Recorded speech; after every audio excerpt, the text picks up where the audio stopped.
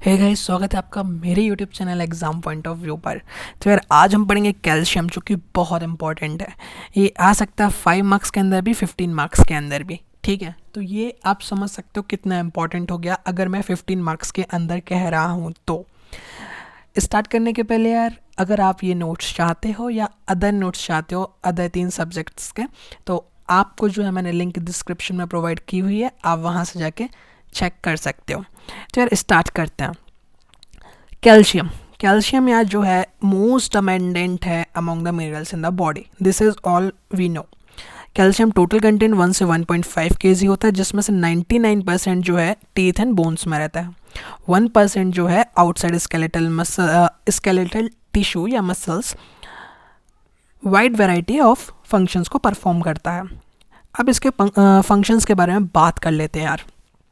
First, development of bones and teeth, कोई दिक्कत नहीं है। मसल कॉन्ट्रैक्शन में हेल्प करता है, ब्लड कोगुलेशन में हेल्प करता है, नर्व इम्पल्स ट्रांसमिशन में, membrane permeability, activation of enzymes for lipase, ATPase etcetera. Then intracellular messenger भी है, release of hormones, secretory process, contact inhibition. Then action on heart भी परफॉर्म करता है, acts on myocardium and prolongs systole.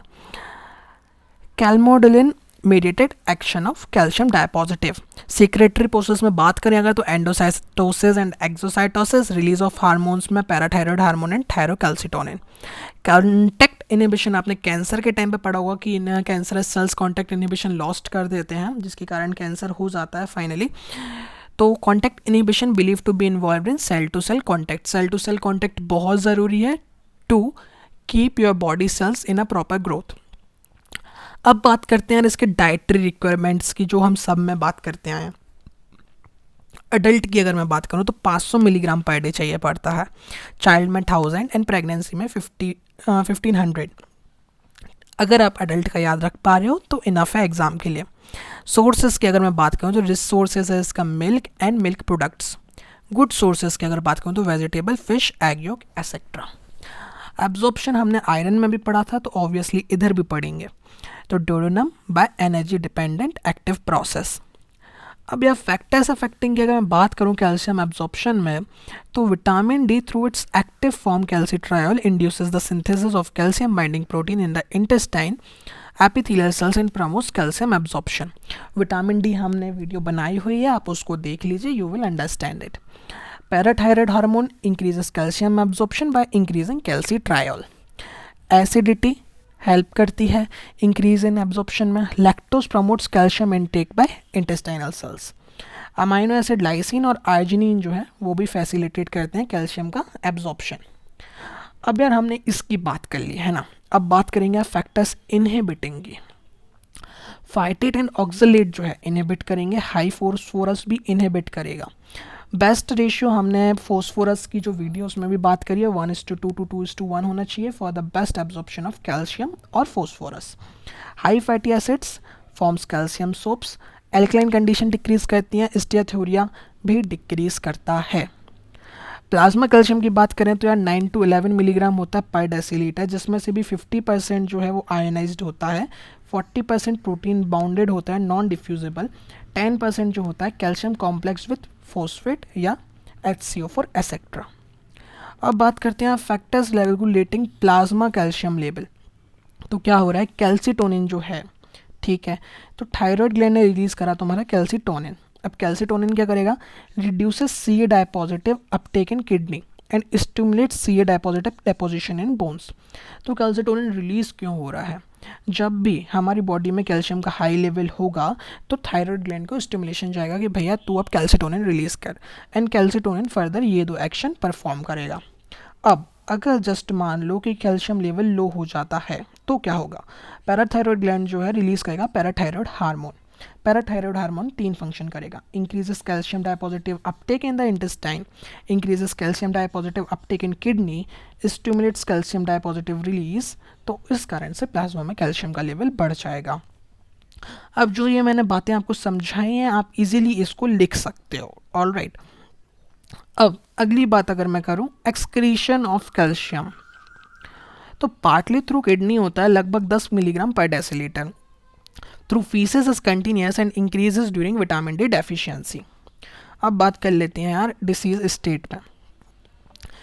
It is maintained by homeostatic control predominantly by parathyroid hormone. Calcium metabolism is mainly associated with alteration in parathyroid hormone. Now सबसे पहला है हमारा hyper calcaemia.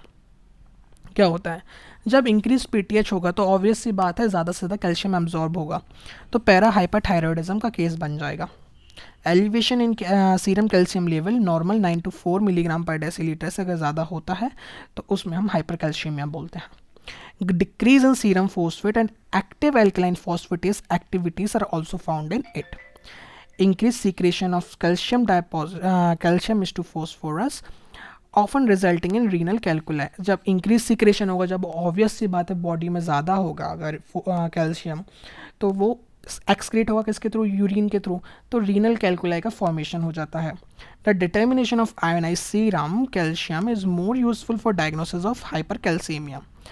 It has been observed that some patients have normal serum calcium level but has hypercalcemia. All right, symptoms क्या क्या हैं इसके? Symptoms की अगर मैं बात करूं तो lethargy, weakness, constipation, nausea, increase myocardial activity, susceptibility to fractures. तो ये सारी चीज़ें होती हैं जब हाइपरकैल्सीमिया होता है। बात कर लेते हैं यार अब हाइपोकैल्सीमिया की। हाइपोपैराथायरॉयडिज्म, ठीक है, it is more serious and life threatening condition. जब 7 मिलीग्राम पर डेसीलीटर से बिलो चला जाता है, it causes tetany, neuromuscular irritability, convulsions, uncontrolled actions, occurs due to accidental removal of parathyroid gland और ऑटो इम्यून डिसीजेस। ठीक है, ट्रीटमेंट की बात कर लेते हैं। ट्रीटमेंट क्या है? Oral calcium with vitamin D दो तो ये कंट्रोल हो सकता है। सीवियर केसेस में calcium gluconate is intravenously administered. All right, अगली बात करें यार हम रिकेट्स के बारे में। रिकेट्स जो है due to defective calcification of bones, ठीक है, low levels of vitamin D और due to dietary deficiency of calcium and phosphorus. All right, MCQ जो है, an increase in alkaline phosphatase activity is characteristic of rickets. Renal rickets की बात करते हैं यार, तो रीनल रिकेट्स में associated with damage to renal tissue causing impairment in formation or synthesis of calcium triol, does not respond to vitamin D in ordinary doses. Therefore, some workers regard this as vitamin D resistant rickets. Treatment है कैल्सिट्रॉल का administration. बात करते हैं osteoporosis की, तो ये होता है demineralisation of the bones. Occurrence जो है एल्डर पीपल मोर देन 60 में ज़्यादा रिस्क पे रहते हैं। मोर प्रोमिनेंट जो है ये वुमेन में मानी जाती है, जो कि पोस्ट मेनोपॉजल वुमेन बोले, ये सॉरी पोस्ट मेनोपॉजल नहीं, मेनोपॉज के बाद वाली जो वुमेन्स हैं उनके लिए देखा जा सकता है post menstrual women's, resulting in frequent bone fractures which are a major cause of disability among elderly. Estimation says 50% of fractures in USA are due to osteoporosis, hence are called as silent thief। तो इसको क्या बोला जाता है? Silent thief भी बोला जाता है। इटियोलॉजी की बात करें, it is unknown but believe that with age body decreases ability to produce calcitriol from vitamin D. Deficiency of sex hormones has been implemented in development of osteoporosis. Treatment, oestrogen जो है administered along with calcium with vitamin D. Last जो है हमारा osteopetrosis, इसको बोलते हैं हम marble bone disease, characterised by increased bone density primarily due to inability to reabsorb bone, mostly observed in association with renal tubular acidosis। ठीक है, defect in enzyme of carbonic anhydrase and cerebral calcification। तो guys यहाँ पे हमारा ख़त्म होता है पूरा का पूरा कैल्शियम। तो अब हम जो अगली टॉपिक्स पे आएंगे वो शायद हीम सिंथेसिस होगा। अगर आप हमसे जुड़ना चाहते हैं एंड हमारे नोट्स को आप डाउनलोड करना चाहते हैं तो बिल्कुल हमसे टेलीग्राम पर जुड़िए, जिसकी लिंक मैंने डिस्क्रिप्शन में दी हुई है। ऑल्सो आप हमको डायरेक्टली सर्च कर सकते हो @MBBS study group. Thank you for watching.